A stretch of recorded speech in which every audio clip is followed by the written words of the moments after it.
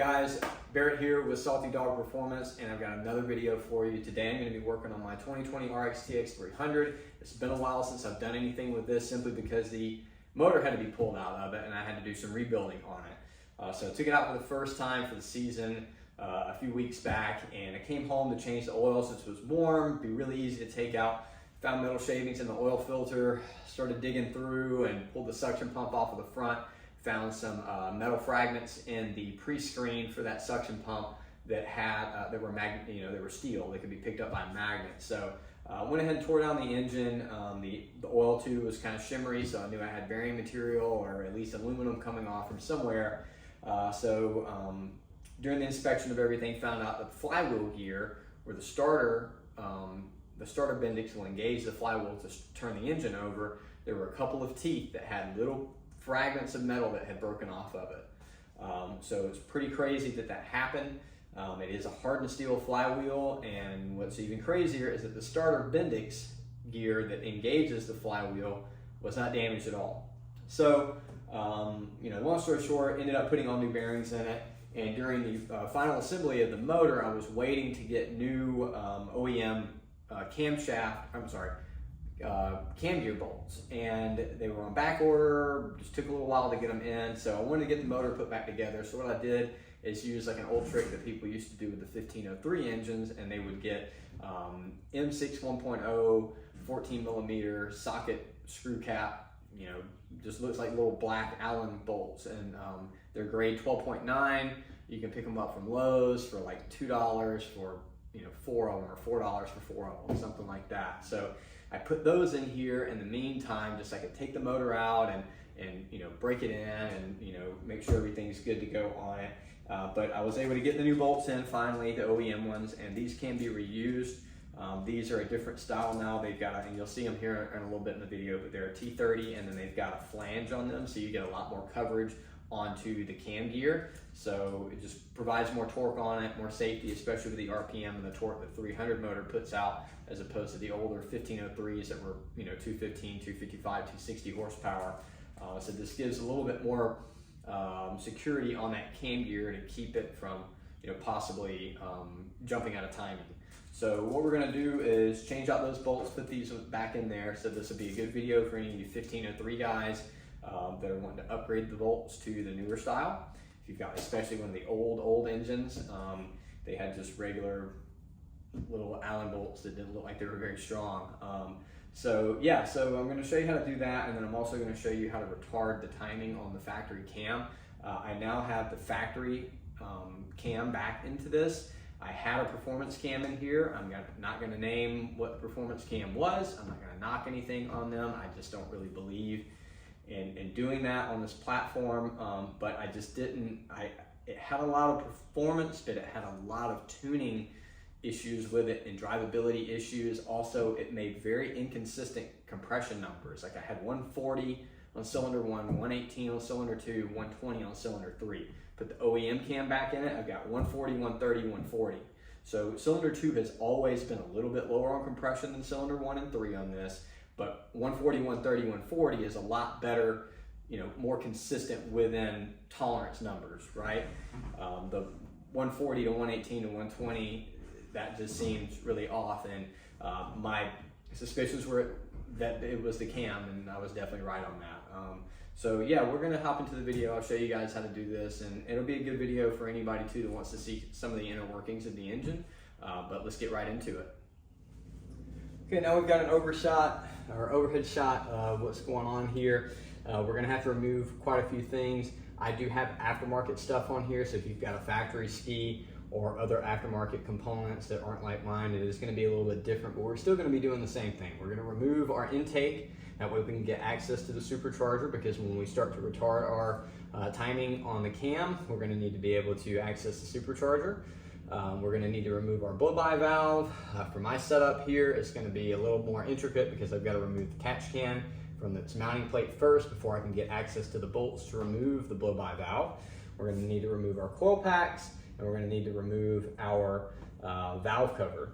So The coil packs are held in by a T30 screw on each one, so you're just going to remove those screws. Be careful not to drop them down into the hole because they are stainless and you will not be able to retrieve them with a magnet. We'll remove the coil packs. When we're taking off the valve cover, we want to have a nice clean area that we can place it down, so I would recommend putting some shop rags down and then placing that there. So we can just take those off in really any order. That is an E8 inverted Torx, as well as the two for the blow-by valve are both E8s as well. If you've got a factory intake, your hose clamps are going to be 8mm to take off the factory intake there. So the next shot that you're going to come back and you're going to see all this removed. I'm not going to get into exactly how to do it. I mean, it's just simply unbolt stuff and take it out. Okay guys, so I want to show you something that if you have an 06 or later engine, the blow-by valve is going to be on the back side here. So when you remove it, there's going to be a little plate on the inside of here that we're going to need to remove. So I didn't want to take off the blow-by valve until I got the valve cover off. That way I can make sure that this thing doesn't get dropped in here. And you're going to see what I'm talking about here in just a second. So we're going to pull this guy out. Just kind of let it sit to the side. Like that'll be fine. And I don't know if you can see it on the camera angle. Let me see if I can flip it upside down and show you exactly what I'm talking about here. You can see now. So this little plate right there that you can see, that covers up the bolts back there, and your blow-by valve actually has a gasket that rides on that. So this little gasket right here sits on that as the camshaft spins. Now, if you've got an 04, 05, you don't have to worry about this at all. Your blow-by valve is on the front of the engine. You're just gonna have a little plastic cover here that you pop off and you'll see the screws. So, but to remove this, we're gonna need to just reach our finger in and pull it out. And then you can see, sorry about that, you can see, let me readjust my camera here, it's starting to fall over on me. There we go. You can see that I've got it lifted up with my finger, and very carefully I'm going to reach in and pull it out. If you drop this down into the motor, you might get lucky and it might be holding around somewhere in here that you can take it out. A lot of times it goes straight down to the bottom, so we definitely don't want that. So we're going to set that off to the side. And now that we're here, we're going to need to get the engine at top dead center. So you can see our plastic cam gear cover right here. This little indicator, or this little piece right here on the cam gear, is actually for our camshaft position sensor here. As it passes by, it lets us know where we're at with the camshaft. So what we're going to do is, rather than take the jet pump out, turn the motor by hand, all that stuff, we're going to skip that step. So we're just going to get up here and we're going to pull in on our start button. We're going to pull in on our throttle. That way we shut off our injectors, and we're just going to bump the starter over until we get it up to top dead center. Let's check where we're at. Okay, so we got that pretty good. Now you can see this little black line right here, and there's normally another one over here, but during the reassembly process of these, they get wiped off. But you're going to see where it says 1503, 1503. And those are going to be our top dead center lines. So unplug that. Now that we've got this at top dead center, we're going to use our camshaft locking tool. And if you don't have a camshaft locking tool, you can use a Phillips head screwdriver to put in here just for the purposes of this. So our camshaft locking tool looks like this, and it should go right in. Okay. So like I said, we're at top dead center. There's no need to pull the jet pump out. We can just turn it over, kill the injectors, and we're at top dead center now. So now I'm gonna try to position the camera into the hull so you all can see where these bolts are at and how we're going to remove those. Okay guys, I'm having to hold the phone here, and so this is about the best angle that I can get, but you can see there are 3 bolts inside of there, right? Now the ones that I currently have in here, these are 5mm Allen, and I'm just going to use a bit to pull those out. Again, you want to be careful not to drop one of them. If you have a magnet, these are not stainless steel. You can use a magnet, hold it up here to kind of keep them from falling down in there. So it's just going to be our camshaft is locked, so we don't have to worry about anything there. And we're just going to simply remove those. Now, if you're just going to be simply replacing these, you can just remove one at a time, and which honestly will probably be the best thing to do. Just remove one, put in a new one, go to the next one, remove one, put in the new one, and so forth and so on. If you're going to get to this step and you're not going to be pressing forward any further forward on it, you're simply just going to take one of them out, put the new one in. If they're new OEM ones, they're going to already have blue Loctite on them, and you're just going to torque them down to, the book says 142 pound-inches plus or minus 18. So that means it can be all the way down to 124 pound-inches. So I do 150. So that's just how I do it. So if that's all you're going to be doing is replacing them, you're going to torque them to 150 and be good to go, and you guys can press on with your day, and you no longer have to continue on with the video.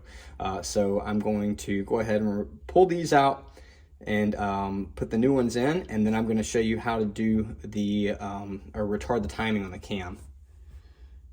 Before I install the new ones, I'm going to go ahead and show you the part number. You're going to need 3 of these. That is the OEM part number, and this is the difference that I was talking about. So this is the new OEM bolt. This is the one that I took out of there. And you can see it's got that flange on it. It's just going to give you a lot better coverage on the cam gear, but this is the style that they used for a long time on Sea-Doos.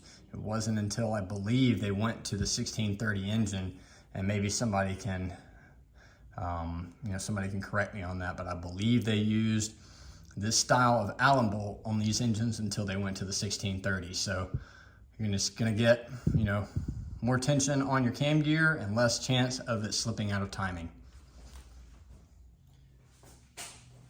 So our new camshaft bolts are loosely in place. They're not completely loose, not completely tight. They've got just a little bit of wiggle room on them. That way we can start to turn our cam gear. And the way we're gonna do that is we're gonna use the supercharger.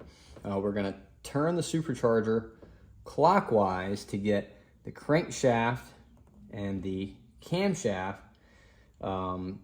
gears to turn counterclockwise, right? So going counterclockwise is going to retard the cam. Going back clockwise is going to advance the timing on the cam, right? I've got a Fizzle supercharger wheel on here, so I'm going to be using a 5/8. So again, we are going to be going clockwise on this, and you just want to be careful putting this in here. And you'll be able to see here in just a second, as I go, you can see that the cam chain is turning. And we're just going to turn it until we go as far as it will allow us to go, okay? So there we are at full retard, which is exactly where we want to be. And now that that's set, we're going to torque down our bolts on the cam gear. There's no specific sequence that you have to do it, but again, I'm just going to do those to 150 pound-inch, and then we'll start on reassembly. Okay, so I've got everything back in place except for my intake. I just wanted to show you guys the torque sequence on the valve cover and let you know what the torque sequence or what the torque setting is for all these bolts. So everything from the blow-by valve screws to the valve cover to the ignition coil pack screws, everything on the book says 80 pound-inches plus or minus 9. I just go ahead and set everything to 85 because it's an easy number for me to remember. So the torque sequence for your valve cover, and I've already done this, but the torque sequence is going to be 1, 2, 3, 4, 5, 6, 7, 8, and then you'll come back per the book and recheck the center 4. So 1, 2, 3, 4, And then I just go ahead and do the whole way around, because it's not gonna hurt anything to just go ahead and recheck those as well. Yep, so there you go. So I do wanna give you one little tip, that if your cam locking tool is tight to pull out, what you're gonna wanna do is just kind of take your supercharger and spin it counterclockwise just ever so slightly, just to take a little bit of tension off of the cam. That way you can pull the tool back out. It's not gonna hurt anything to turn it, you know, like that. It's not gonna jump a tooth or do anything at all. So just know that in the future, if you wanna go back to your stock timing, that you're going to, the accurate way to do it would be to pull the intake manifold off, lock the crank, you know, get the camshaft back, you know, top dead center as well, and lock it, you know, take the cam gear off and all that other kind of stuff. So that would be, you know, the most proper way to do it. You can kind of guess where your top dead center, you know, standard timing would be without locking the crank, and just coming back and doing the reverse of what we just did, and locking your cam and then rotating the cam gear back counterclockwise again.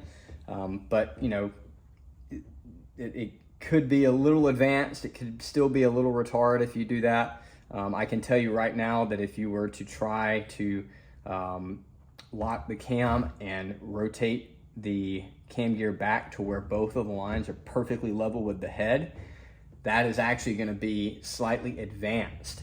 I know in the book that it says both of those have to be perfectly aligned with the top of the head, but that just is physically impossible to do if you've got the crank lock and the camshaft lock. It is always going to have the exhaust side marking is always going to be slightly down, and the intake side is going to be slightly lifted. So just know that for future reference. But typically when you set this to ignition retard and you've got it tuned, most people that are doing that anyways aren't really looking to go back unless they're just completely putting the ski back to stock. So but that's all I got for you today, guys, and hope you enjoyed it. And yeah, if you got any questions, let me know, and we'll see you on the next video.